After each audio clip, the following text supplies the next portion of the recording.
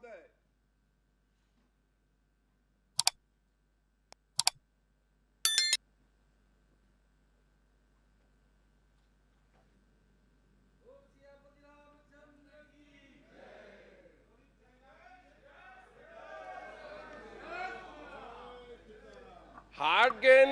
हाट gain बाजार gain आओगे अयोध्या, हाट gain बाजार गेन आओगे अयोध्या, अधन है तुम्हार बाबा हो। हमन ले दे के चंदा दे रहे तेरा ले गए आरएसएस के बड़का पंडा। वंदे मातरम, उसके पश्चात राष्ट्रगान और पश्चात राष्ट्रगीत अरपा पैरी के धार होगा। माननीय सदस्यों से अनुरोध है, कृपया अपने स्थान पे खड़े।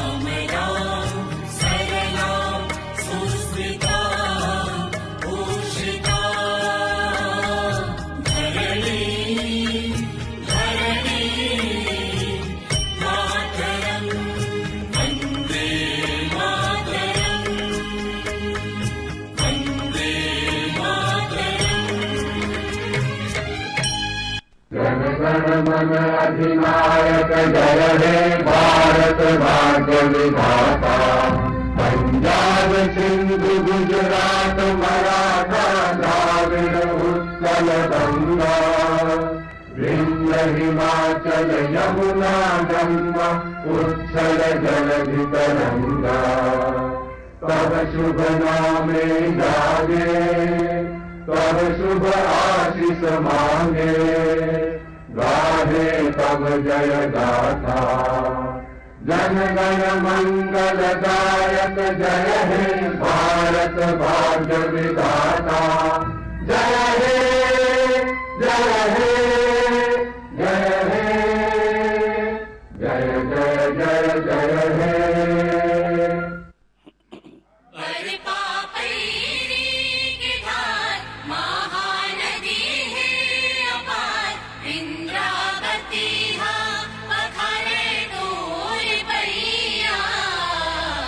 महू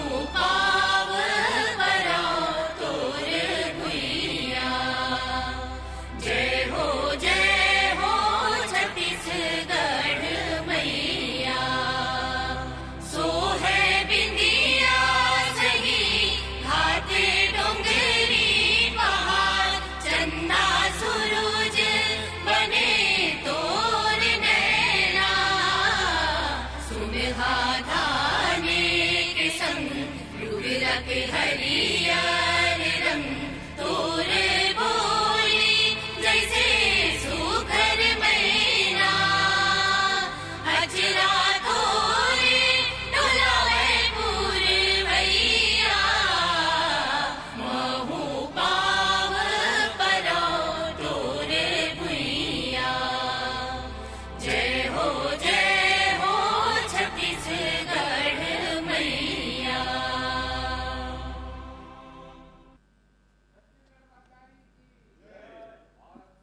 मुझे सदन को सूचित करते हुए अत्यंत दुख हो रहा है कि छत्तीसगढ़ की पंडवानी गायिका पद्म विभूषण तीजन बाई का दिनांक 5 जुलाई 2026 को निधन हो गया।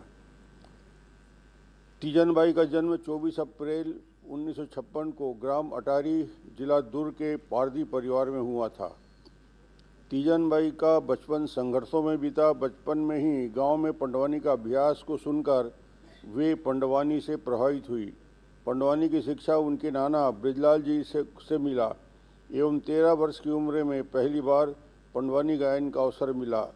मंचों में कपालिक शैली के गायन के कारण उन्हें सामाजिक बहिष्कार तथा अनेक कष्टों का सामना करना पड़ा। 1971 में भिलाई के एक बड़े मंच में हुए कार्यक्रम में उनको प्रसिद्धि मिली। फिर उन्होंने पीछे मुड़कर नहीं देखा। भारत भवन, भोपाल, दिल्ली, मुंबई, कोलकाता सहित देश के सभी प्रमुख शहरों में पंडवानी की प्रस्तुति दी। वे 1980 के दशक में भारत की सांस्कृतिक राजदूत रही।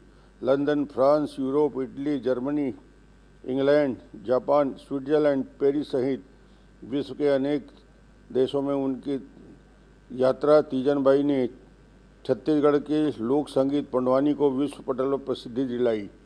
पंडवानी में कपालिक शैली से महाभारत के प्रसंगों में द्रौपदी चीरहरण, भीम की गर्जना, अर्जुन का गांडीव, कृष्ण अर्जुन संवाद आदि कथाओं को अपनी विशिष्ट शैली में गायन और अभिनय की अद्भुत कला को द्वारा जीवंत किया। उन्होंने उन्हें अनेक विश्वविद्यालयों में डीलिट की मानद उपाधि से सम्मानित किया। उन्हें संगीत नाट्य अकादमी पुरस्कार, देवी अहिल्या सम्मान सहित राष्ट्रीय और अंतर्राष्ट्रीय अनेक पुरस्कारों से सम्मानित किया गया। उन्हें सन 1988 में पद्मश्री, 2003 में पद्म भूषण एवं 2019 में पद्म विभूषण से सम्मानित किया गया। तीजन बाई ने पंडवानी के प्रति असाधारण प्रतिभा, समर्पण और वर्षों तक पंडवानी की कठिन साधना से उन्होंने छत्तीसगढ़ के लोक संगीत पंडवानी गायन शैली को राष्ट्रीय अंतर्राष्ट्रीय स्तर पर प्रतिष्ठा दिलाई एवं जीवन पर्यंत प्रचारित करने का काम किया। उनके निधन से प्रदेश तथा देश के प्रसिद्ध संगीत साधिका और विदुषी पंडवानी गायिका खो दिया है। माननीय मुख्यमंत्री। माननीय अध्यक्ष महोदय, पद्म विभूषण से सम्मानित विश्वविख्यात पंडवानी गायिका एवं छत्तीसगढ़ की गौरवशाली लोक संस्कृति की अग्रदूत डॉक्टर तीजन बाई जी का 5 जुलाई 2026 को दुखद निधन हो गया। उनके निधन से छत्तीसगढ़ ने अपनी लोक संस्कृति का एक अनमोल रत्न खो दिया है। उनके जाने से कला और सांस्कृतिक जगत को अपूर्णीय क्षति हुई है। डॉक्टर तीजन बाई ने पंडवानी गायन की कापालिक शैली को अपनाकर उसे नई पहचान दी। उनकी प्रस्तुतियों में गायन, नृत्य और अभिनय का अद्भुत समन्वय देखने को मिलता था। पात्रों का सजीव चित्रण, उनकी ओजपूर्ण वाणी और स्वर का उतार चढ़ाव दर्शकों को मंत्र मुक्त कर देता था। राष्ट्रपति श्रीमती द्रौपदी मुर्मू जी, प्रधानमंत्री श्री नरेंद्र मोदी जी एवं केंद्रीय मंत्रियों ने डॉक्टर तीजन बाई जी के कला के क्षेत्र में उल्लेखनीय योगदान का स्मरण कर उन्हें श्रद्धांजलि अर्पित की है। प्रधानमंत्री श्री नरेंद्र मोदी जी राजसौ में जब रायपुर आए थे तब उन्होंने डॉक्टर तीजन बाई के परिजनों से फ़ोन पर बात कर उनका कुशल क्षेम पूछा था। डॉक्टर तीजन बाई जी का जीवन संघर्ष, साधना और समर्पण का प्रेरक उदाहरण रहा। जिस समय महिलाओं की पंडवानी गायन में भागीदारी बहुत सीमित थी, उस दौर में उन्होंने सामाजिक रूढ़ियों को चुनौती देते हुए अपनी सशक्त पहचान बनाई। देश विदेश के अनेक प्रतिष्ठित मंचों पर पंडवानी लोक कला का परचम लहराया। एशिया और यूरोप सहित विश्व के अनेक देशों में अपनी प्रभावशाली प्रस्तुतियों के माध्यम से उन्होंने छत्तीसगढ़ की सांस्कृतिक पहचान को विश्व पटल पर स्थापित किया। उनके अद्वितीय योगदान के लिए उन्हें पद्मश्री, पद्म भूषण, संगीत नाटक अकादमी पुरस्कार सहित राष्ट्रीय और अंतर्राष्ट्रीय स्तर पर अनेक प्रतिष्ठित सम्मान प्राप्त हुए। भारत सरकार द्वारा वर्ष 2019 में उन्हें देश के दूसरे सर्वोच्च नागरिक सम्मान पद्म विभूषण से सम्मानित किया गया। यह गौरव प्राप्त करने वाली वे छत्तीसगढ़ की एकमात्र विभूति हैं। अनेक विश्वविद्यालयों द्वारा उन्हें डी.लिट की मानद उपाधि से भी सम्मानित किया गया। उनका योगदान भारतीय लोक संगीत के इतिहास में सदैव स्वर्ण अक्षरों में अंकित रहेगा। डॉक्टर तीजन बाई जी हमारी संस्कृति की सशक्त वाहक थीं। उनकी कला, साधना और समर्पण आने वाली पीढ़ियों को अपनी सांस्कृतिक विरासत पर गर्व करने तथा उसे आगे बढ़ाने की प्रेरणा देता रहेगा। मैं इस सदन की ओर से डॉक्टर तीजन बाई जी को विनम्र श्रद्धांजलि अर्पित करता हूं तथा ईश्वर से प्रार्थना करता हूं कि दिवंगत पुण्य आत्मा को अपने श्री चरणों में स्थान दें और शोकाकुल परिजनों, उनके असंख्य प्रशंसकों तथा कला जगत को इस अपार दुख को सहने की शक्ति प्रदान करें। ओम शांति। माननीय अध्यक्ष महोदय, आज हम लोग इस सदन में पद्म विभूषण तीजन बाई जी को श्रद्धांजलि देने के लिए खड़े हैं। सदन का पहला दिन इन महान हस्तियों के निधन के उल्लेख पर ही शुरू होता है। ऐसा कौन सा व्यक्ति होगा जो छत्तीसगढ़ में तीजन बाई को नहीं जानता होगा। उनके गायन, उनकी नृत्य शैली, उनकी आवाज़, उनका अभिनय, सब कुछ हमारे दिल में है, मन में है और हम सब के बड़े निकट रही हैं। पड़ोस में भूपेश भाई जी हैं, बचपन के उनके साथ रही, वो हमें बार बार उनके किस्से सुनाया करते रहे और हम सब लोगों ने अपने अपने क्षेत्रों में बुलाकर उनको सुनना अपना सौभाग्य माना। अनेक बार हमने अपने क्षेत्र में, चाहे चुनाव में, हर जगह उनको याद करते रहे हैं। आज उनके निधन से हमको बहुत दुख है। जहाँ तक उनकी इस विधा को, उनके गुण को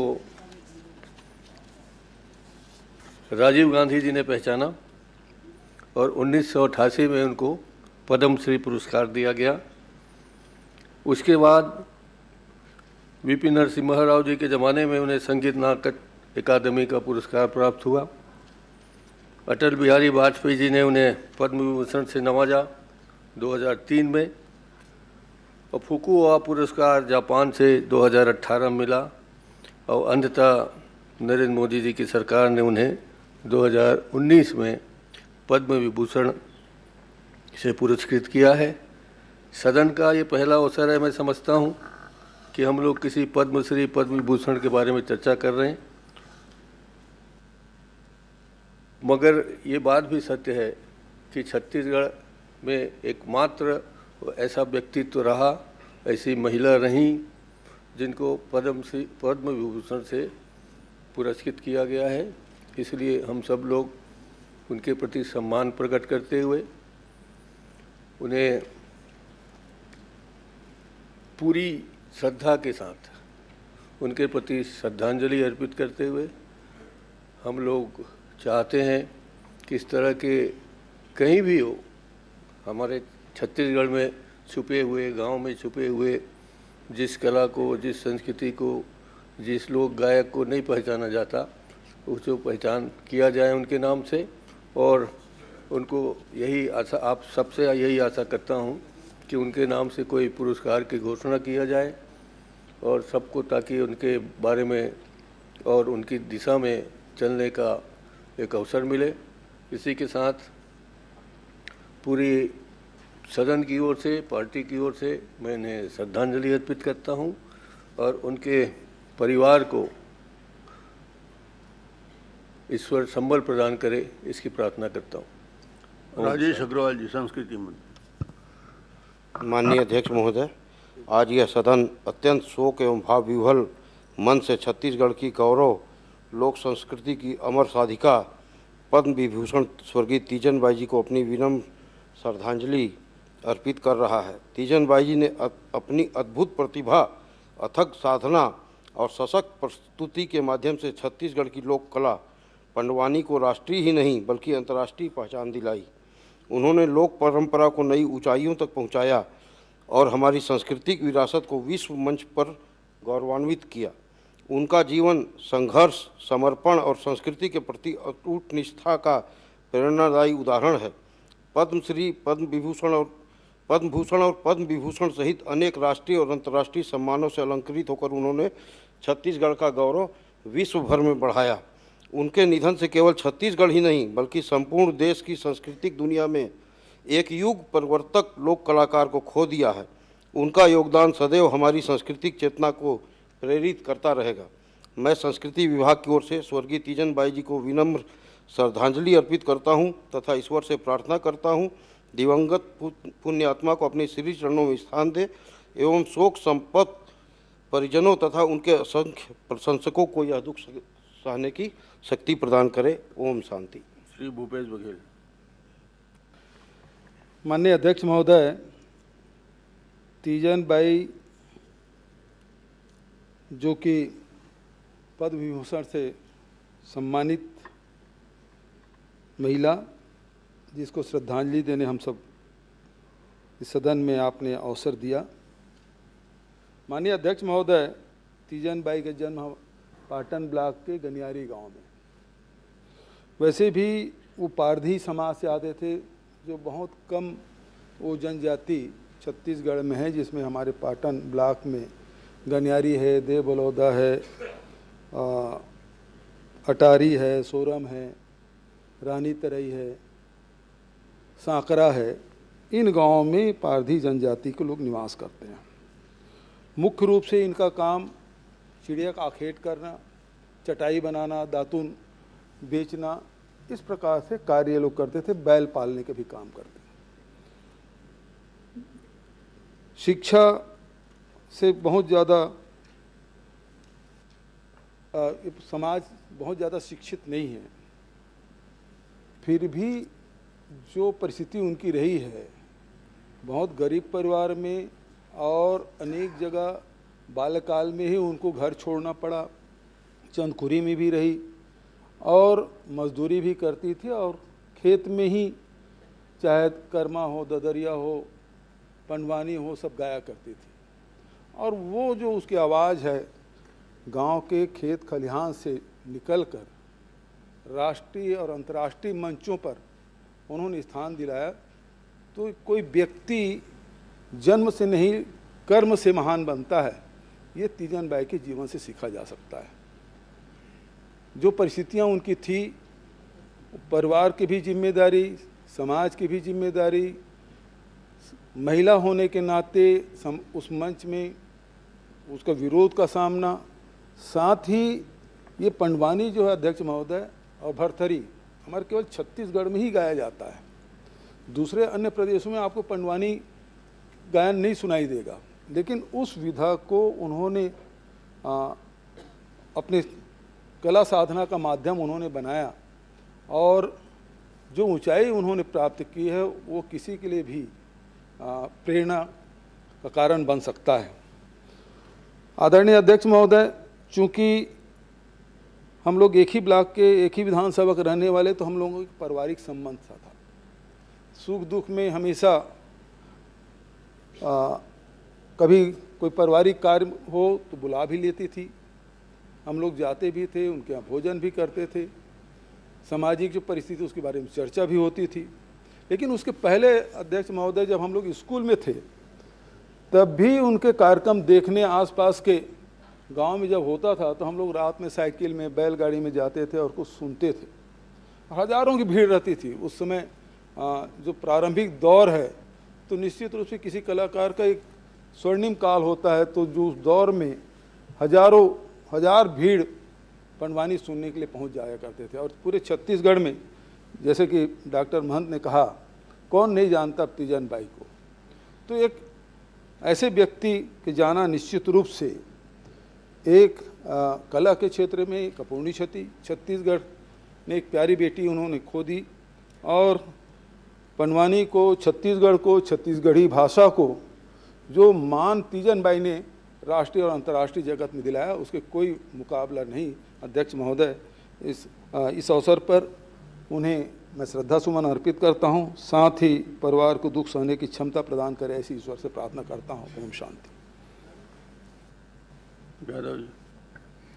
माननीय अध्यक्ष महोदय, पंडवानी की अंतर्राष्ट्रीय गायिका, लोक कलाकार जगत की अधिष्ठात्री तीजन बाई जी का जाना हम पूरे छत्तीसगढ़ वासियों के लिए, दुर्ग जिला वासियों के लिए, ग्राम गनियारी और नगर पालिक निगम क्षेत्र भिलाई के सभी लोगों के लिए बहुत अपूर्णीय क्षति है।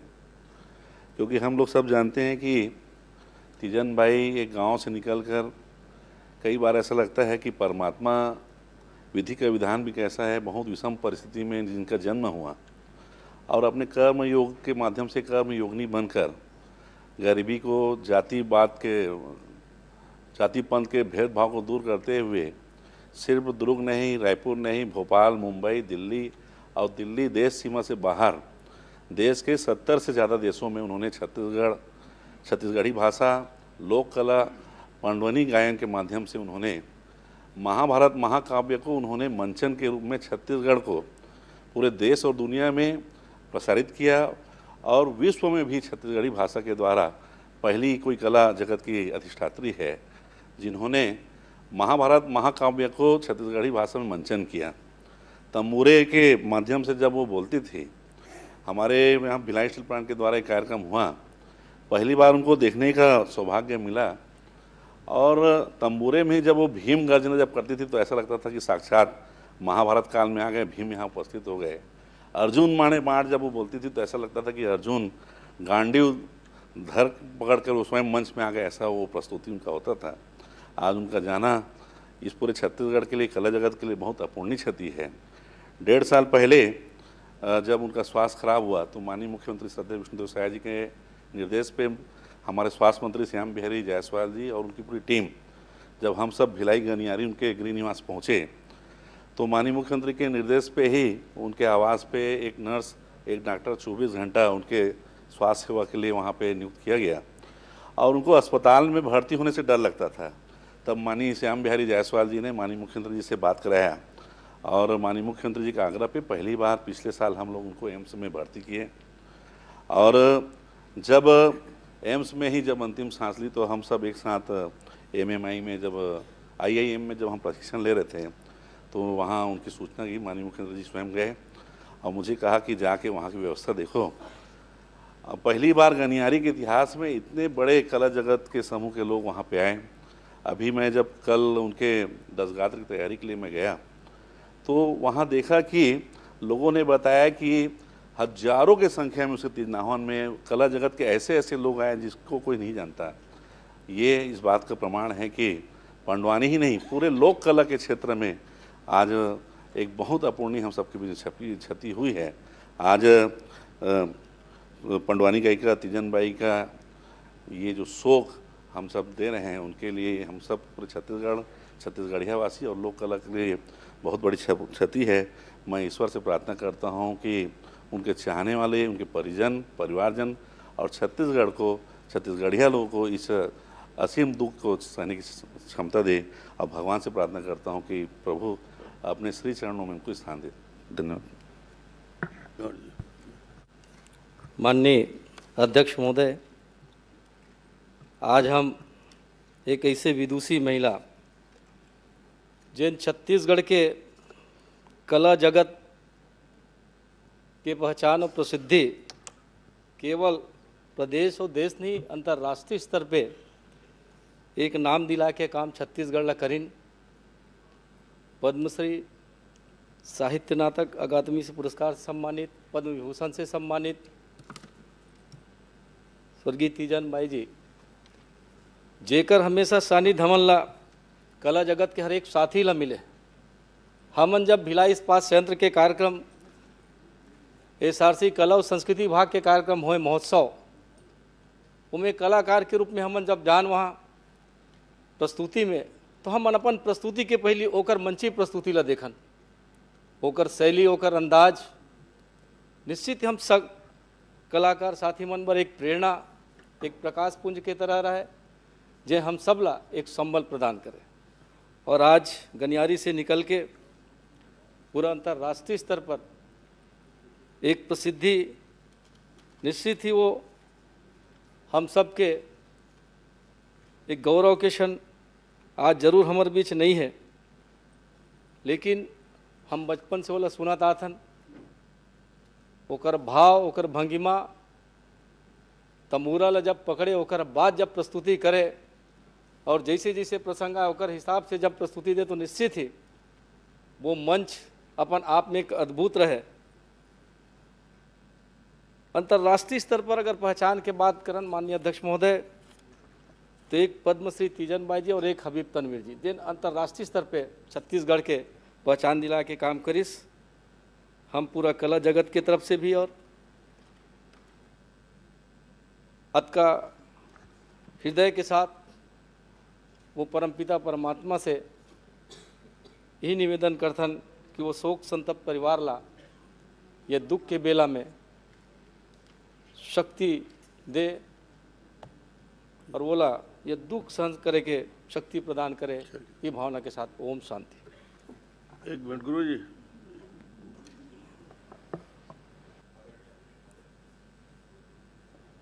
आज हम सब बड़े भारी मन से, दुखी मन से हमारे छत्तीसगढ़ कला संस्कृति की महान साधिका तीजन बाई को इस सदन में अपनी श्रद्धा सुमन अर्पित कर रहे हैं। वास्तव में तीजन बाई हमारे इस छत्तीसगढ़ से और पंडवानी को लेकर उन्होंने पूरे देश और दुनिया को और इस कला से परिचित कराया है। मैं बस्तर से आता हूँ और थोड़ी बहुत कला के क्षेत्र में, संगीत के क्षेत्र में मेरा भी रहना हुआ है, लेकिन मैं इस बात को स्वीकारता हूँ कि पंडवानी क्या है, क्या कला है पंडवानी, क्या हमारे इस छत्तीसगढ़ की संस्कृति और इस विविधता को पहली बार अगर मैंने जाना और सुना तो तीजन बाई जी के मुख से सुना है। पद्मश्री, पद्म विभूषण से सम्मानित होने के बावजूद मेरा एक बार उनसे मिलना हुआ सिर्फ, और मैंने उनको बहुत ही सहज, बहुत ही सरल स्वभाव पाया उनका। ये अपने आप में अद्भुत है। वरना थोड़ी सी कोई जगह मिल जाती है किसी कलाकार को कला के क्षेत्र में, साहित्य संस्कृति के क्षेत्र में, तो एक अलग सा एक एटीट्यूड, एक नया भाव आ जाता है। लेकिन वास्तव में तीजन बाई छत्तीसगढ़ की सांस्कृतिक चेतना, लोक परंपरा और समृद्ध जो हमारा विरासत है उसकी पहचान थी। और उनके निधन पर मैं उन्हें श्रद्धांजलि अर्पित करता हूं अपने पार्टी की, परिवार की ओर से भी, और एक महान और पंडवानी की साधिका को हमारे इस छत्तीसगढ़ ने आज खो दिया है। इसका हम सबको बहुत बहुत दुख है। मैं अपनी सच्ची श्रद्धांजलि अर्पित करता हूँ। माननीय अध्यक्ष महोदय, आज ये सदन उनको श्रद्धांजलि अर्पित करता है जिन्होंने पंडवानी में कापालिक शैली को पूरे विश्व में स्थापित किया, जिन्होंने गायन, अभिनय से पूरे विश्व को मोहित कर दिया और छत्तीसगढ़ के कला संस्कृति के वृक्ष में सबसे सुंदर फूल, सबसे सुगंधित पुष्प के रूप में उन्होंने पूरी दुनिया में छत्तीसगढ़ के संस्कृति और कला की खुशबू को फैलाया, यहाँ की संस्कृति और कला की सुंदरता से दुनिया को अवगत कराया। ऐसी तीजन बाई जी का यूं जाना समस्त कलाकारों के लिए बहुत बड़ा आघात है, पूरे छत्तीसगढ़ के लिए आघात है।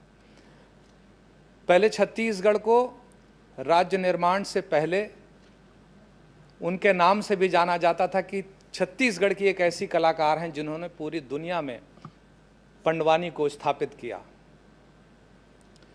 हजारों लाखों कलाकार ऐसे हैं जिन्होंने उनसे प्रेरणा ली और उन्होंने जो राह बनाई उस राह पे वो कलाकार चलते हुए जीवन में कुछ अर्जित कर रहे हैं। ऐसी प्रेरणादायी तीजन बाई जी को मैं समस्त कलाकारों की ओर से और अपनी ओर से शत शत नमन करता हूं, उन्हें श्रद्धांजलि अर्पित करता हूं और ईश्वर से कामना करता हूं कि उनके परिवार को इस असीम दुख को सहने की भगवान ताकत दे। माननीय अध्यक्ष महोदय, हमारे दुर्ग जिला के ग्राम कनियारी में जन्मी तीजन बाई जी को हम लोग सब यहाँ श्रद्धा सुमन अर्पित करने खड़े हुए हैं। और मैं भी बचपन से उनकी कला, उनकी पंडवानी गायक सुनते आई हूँ और मैं अपना अनुभव बताती हूँ कि बचपन में हम लोग गांव में उनका कार्यक्रम देखते थे। उनके बाद मैं नकल करने की भी कोशिश करती थी। उनकी जो पैर का धमक है, उनका जो तमूरा बचाने का स्टाइल है, उन्हें भी मैं करने की कोशिश करती थी, परंतु हम लोग उस कला में कामयाब नहीं हुए। और उसी तरह मैं जैसे एमपी में मेरे मिस्टर की पोस्टिंग थी, तो वहाँ उनका कार्यक्रम होता था, तो लोग छत्तीसगढ़ी भाषा को तो वहाँ कम समझते हैं, परंतु उनकी जो अदा है, उनकी जो कला है, जो उनकी बोलने की स्टाइल थी, अभिनय उनकी भाव को समझने की कोशिश करते थे और बड़ा मन से वहाँ लोग बैठे रहते थे। मैं भी देखने जाती थी वहाँ थी तो, क्योंकि मेरे छत्तीसगढ़ की एक कलाकारा यहाँ वो आई हुई है करके मैं तो पहले ही वहाँ जाके बैठ जाती थी। पर वहाँ लोगों की जो मन में उनकी प्रति सुनने की, पंडवानी गायन को सुनने की जो ललक थी, वो भी देखने को मिला। और आज ऐसे हम लोग विभूति जो पद्म भूषण से सम्मानित हमारे तीजन बाई जो देश विदेश में भी हमारी छत्तीसगढ़ के ख्याति को बढ़ाई, हम सब महिलाओं के लिए भी एक गौरव की बात है जो आज छत्तीसगढ़ के महिलाओं के लिए, हम सब के लिए एक सम्मान की बात है। मैं ऐसे पद्म विभूषित महिला को सुमन अर्पित करते हुए उनके परिवार को दुख सहने की शक्ति प्रदान करे, मैं ईश्वर से प्रार्थना करती। सम्मानित अध्यक्ष महोदय, तीजन बाई अहिवारा विधानसभा की गौरव थी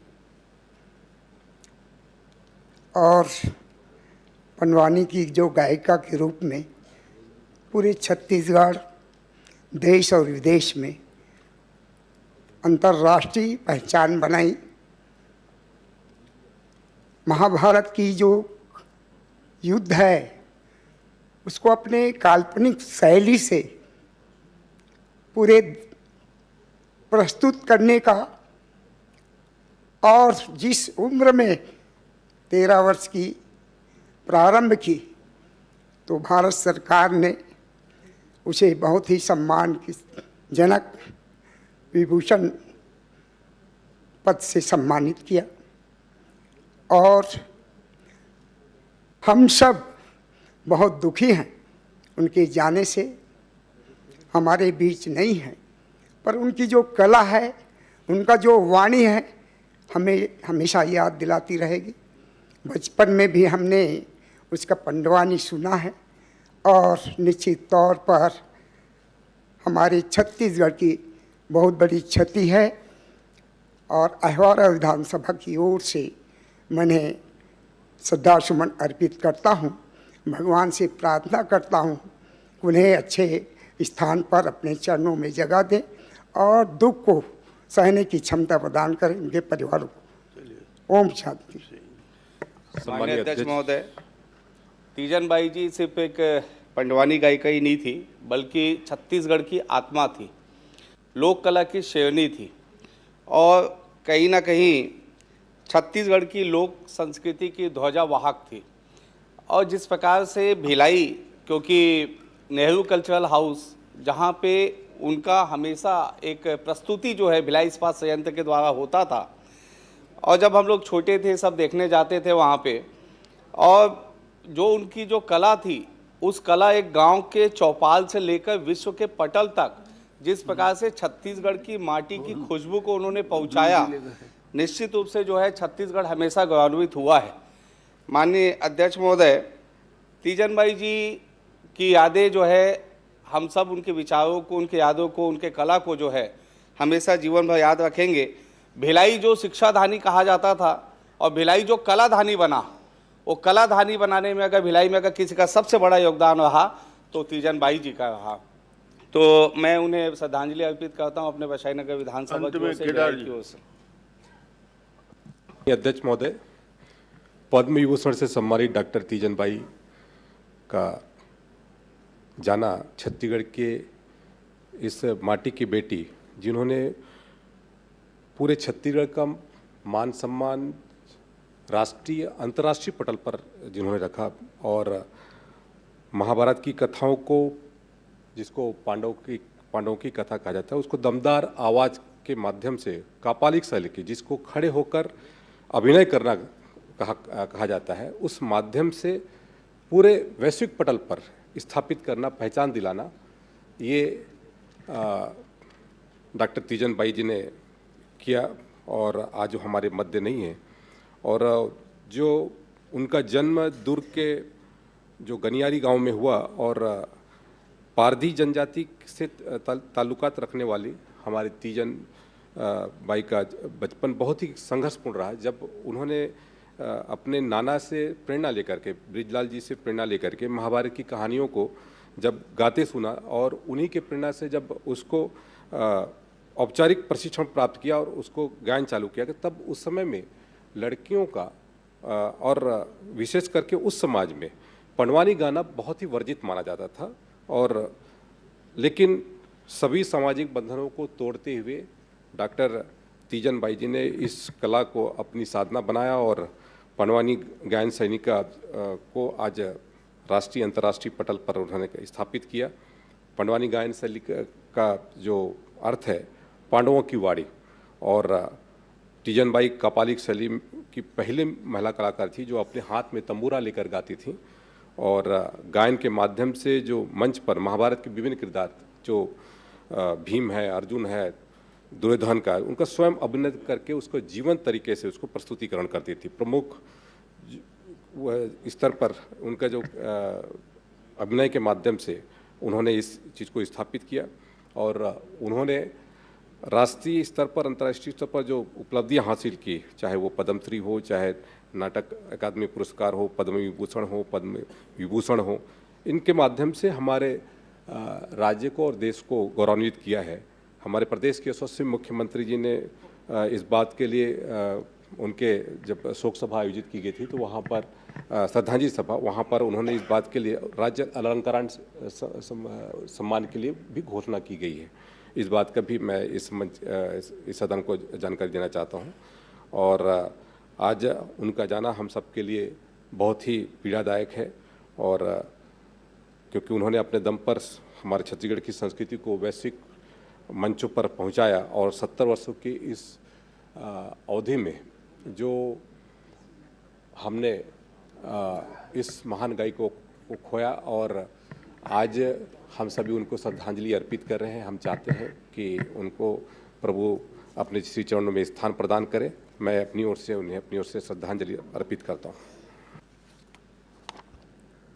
मैं सदन की ओर से शोकाकुल परिवार के प्रति हार्दिक संवेदना व्यक्त करता हूँ। दिवंगत के सम्मान में अब सदन कुछ देर मौन धारण करेगा।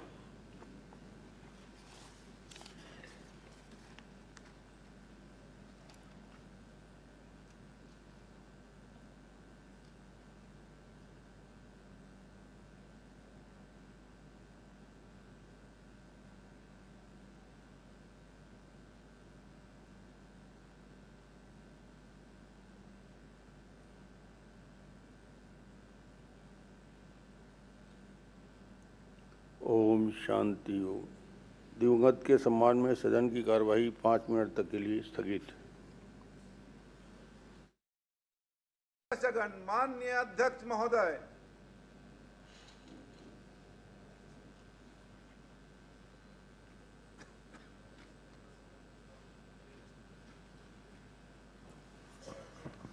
प्रश्नकाल क्रमांक 1 सुश्री लता उसेंडी जी।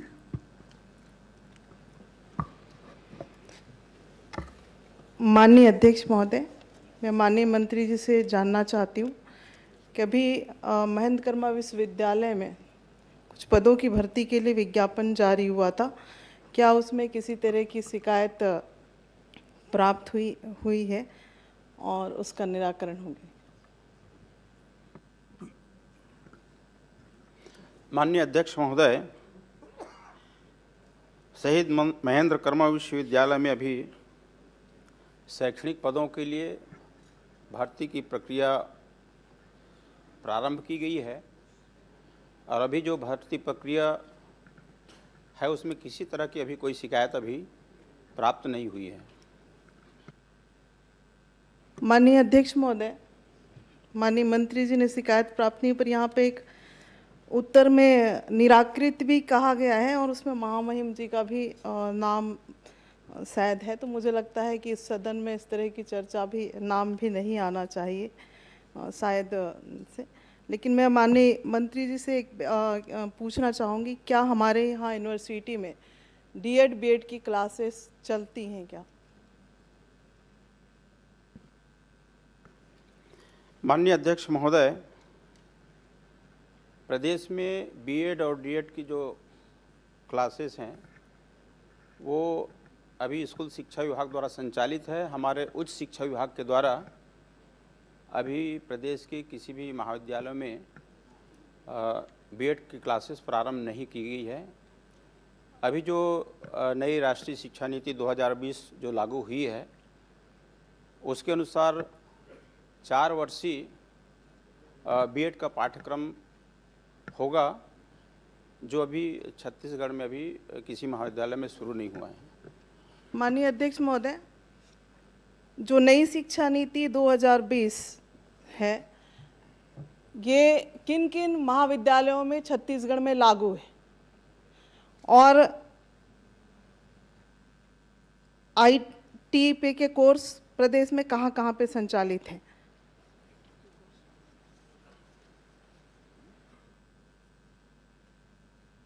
माननीय अध्यक्ष महोदय, राष्ट्रीय शिक्षा नीति 2020 प्रदेश के सभी महाविद्यालयों में और सभी विश्वविद्यालयों में लागू है। माननीय अध्यक्ष महोदय, महेंद्र कर्मा विश्वविद्यालय में लागू है क्या? जी, वहाँ पे भी लागू है, महेंद्र कर्मा विश्वविद्यालय में। माननीय अध्यक्ष महोदय, जानकारी में जो उपलब्धता है माननीय अध्यक्ष महोदय, 2020 एनईपी के तहत महेंद्र कर्मा विश्वविद्यालय में डीएड बीएड के क्लास का कोर्स संचालित नहीं है, और नहीं है तो इतने लंबे समय के बाद क्यों नहीं है? क्योंकि आपकी जो जानकारी में यहाँ पे दिया गया है माननीय अध्यक्ष महोदय कि महाविद्यालय संचालन नहीं करता है, जब आप बता रहे हैं कि महाविद्यालय संचालित नहीं करता है तो मुझे लगता है कि कोर्स भी संचालित नहीं है। दूसरा बात यह है कि अब जब आप कोमेरू विश्वविद्यालय की उपाधि आप हमारे महेंद्र कर्मा विश्वविद्यालय को मिला, तो आईआईएम और आईआईटी के साथ एमओयू की बात भी की गई थी, और अगर क्या किया गया है या नहीं किया गया है? माननीय अध्यक्ष महोदय, महेंद्र कर्मा विश्वविद्यालय हमारे प्रदेश का एक महत्वपूर्ण विश्वविद्यालय है और यहाँ पे मेरू विश्वविद्यालय घोषित है और यहाँ पे बहुआयामी विषय शिक्षा शोध संस्थान के रूप में इनको केंद्र सरकार से मान्यता मिली है, केंद्र सरकार के द्वारा घोषित किया गया है। अभी वर्तमान में यहाँ की आवश्यकता को देखते हुए जिनका यहाँ पे माननीय विधायक ने प्रश्न भी लगाया है, यहाँ पे एक सांख्यिकी एक नया विभाग खोल रहे हैं और आईआईटी और आईआईएम जो है इनके साथ हमारे यूनिवर्सिटी का एमओयू हुआ है। माननीय अध्यक्ष महोदय, शैक्षणिक और अशैक्षणिक पदों की जो जानकारी माननीय मंत्री जी ने दिया है, जिसमें 233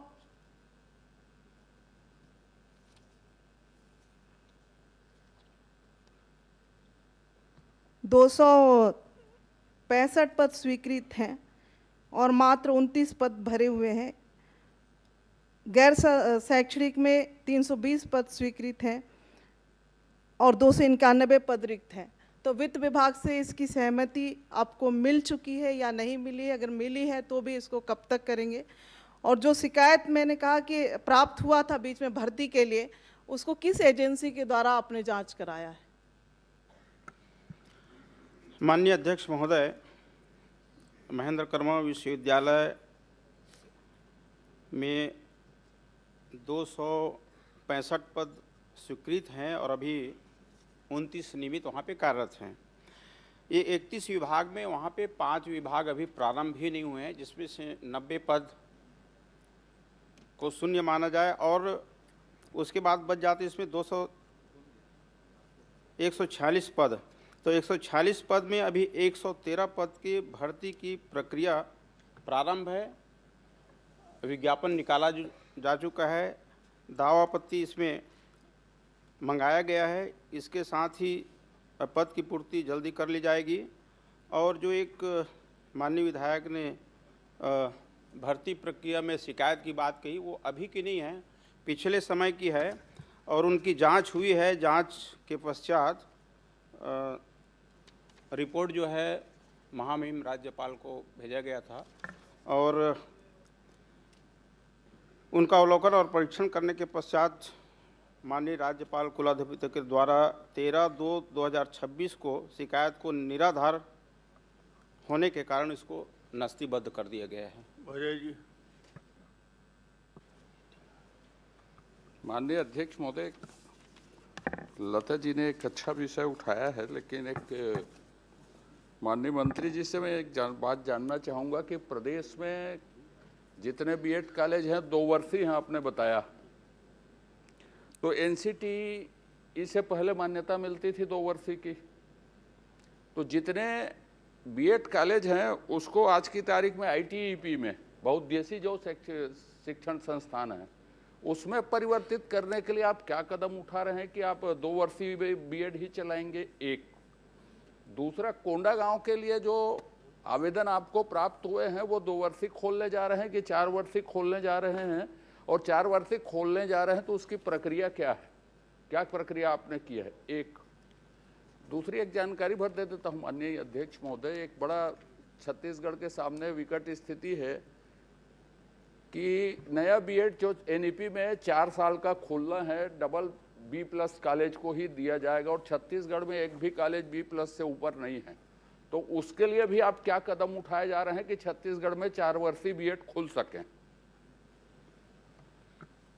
माननीय अध्यक्ष महोदय, अभी प्रदेश में बीएड और डीएड जो है हमारे स्कूल शिक्षा विभाग के द्वारा संचालित है और ये 2 वर्षीय पाठ्यक्रम है।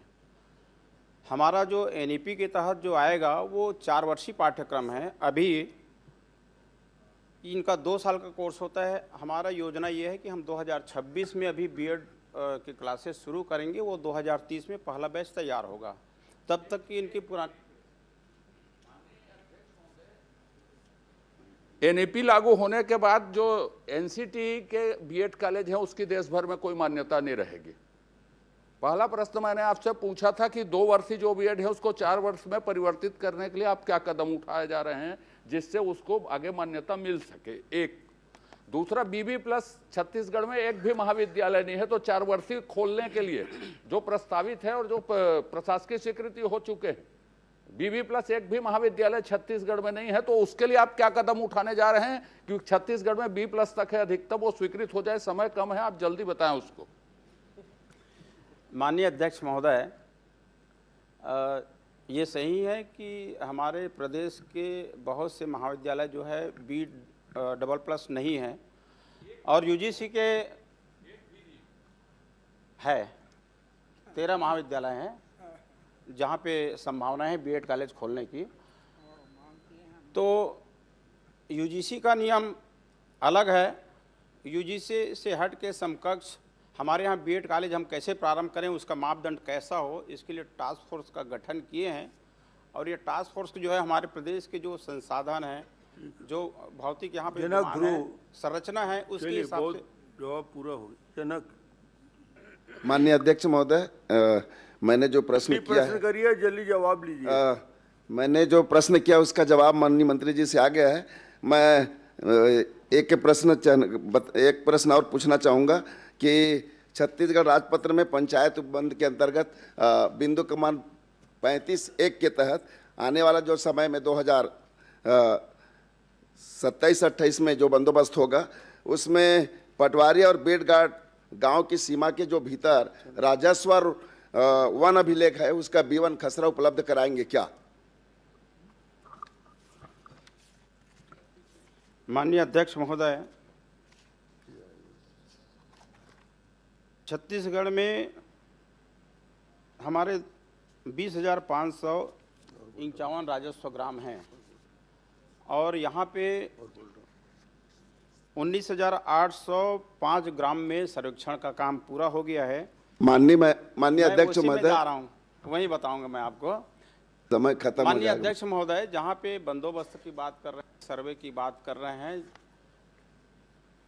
इनका सर्वेक्षण एक टीम के माध्यम से होता है और हम इसके लिए हमको सरकार से सर्वेक्षण कार्य के लिए उसमें प्रावधान होते हैं, वित्तीय बजट मिलता है।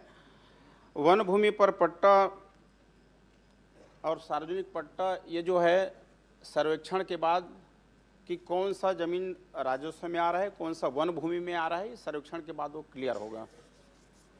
माननीय अध्यक्ष महोदय, चूंकि छत्तीसगढ़ किसानों का प्रदेश है और जहां बंदोबस्त त्रुटि के कारण से हजारों किसानों रात आए दिन राजस्व अमला के पीछे पड़े रहते हैं और जिसके कारण से उनको कर्ज लेने में हो चाहे खाद लेने में हो विभिन्न प्रकार के कठिनाइयों का सामना करना पड़ता है।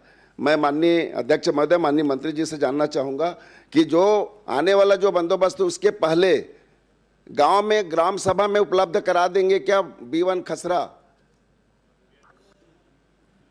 माननीय अध्यक्ष महोदय, बंदोबस्त का कार्य आवश्यकता के अनुसार लगातार चलते रहता है। अभी हमने 11 जिलों में ये सर्वेक्षण का काम पूरा कर लिए हैं और 22 जिले के कुल 746 ग्राम में सर्वेक्षण का काम बाकी है, जिसमें से 371 गांवों में सर्वेक्षण का काम चल रहा है और 375 गांवों में कई कारणों के कारण यहाँ पे सर्वेक्षण का काम शुरू नहीं हुआ है। प्रयास है कि सभी किसान का खसरा, नक्शा, बटांकन, सीमांकन स्पष्ट हो ताकि किसी भी प्रकार के किसानों के बीच में कोई विवाद न हो।